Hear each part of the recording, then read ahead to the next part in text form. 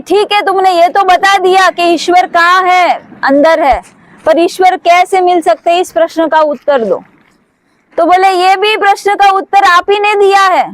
तो बोले कैसे? तो बोले बताओ, दूध से घी कैसे बनता है? बोलो, दूध से घी कैसे बनता है? दूध को पहले जमना पड़ता है कि नहीं? पहले दही की तरह जमना पड़ता है, फिर मंथन करना पड़ता है, फिर नवनीत निकलता है, मक्खन निकलता है, फिर उस मक्खन को क्या करना पड़ता है? तपना पड़ता है कि नहीं?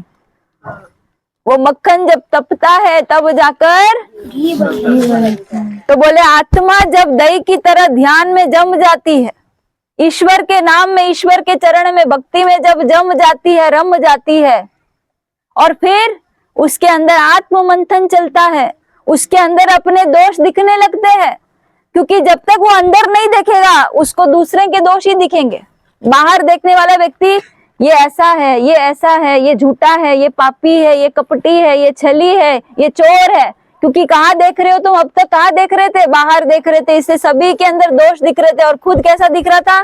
भाई मैं तो सर्वगुण संपन्न हूँ, मेरे में तो कोई दोष ही नहीं है, जितने भी गलतियां है, जितनी भी बुराई है, सब बाहर है, मैं तो बड़ा अच्छा इंसान हूँ, ऐसा लगता था। पर जैसे ही आंखें बंद की, अपने भीतर देखा, तो अपने भीतर में क्या दिखा? अपने भीतर में गलतियां दिखना शुरू हो गई, दोष दिखने शुरू हो गए, और बाहर सब में परमात्मा दिखने लग गया। जब भीतर में जब दृष्टि करते हैं तो आत्म मंथन होता है, जैसे मक्खन के लिए मथना पड़ता है, वैसे दृष्टि से अपने आत्मा के अंदर दोषों को मथना पड़ता है, तब जाके क्या होगा? गुणों का नवनीत निकलेगा। फिर उसके बाद क्या? आत्मा को तपना पड़ेगा, है ना, तपस्या करनी होगी, त्याग करना होगा, प्रायश्चित करना होगा, जितनी भी भूले किए हैं, जितने भी पाप किए हैं, उसके लिए तपस्या ही समाधान है।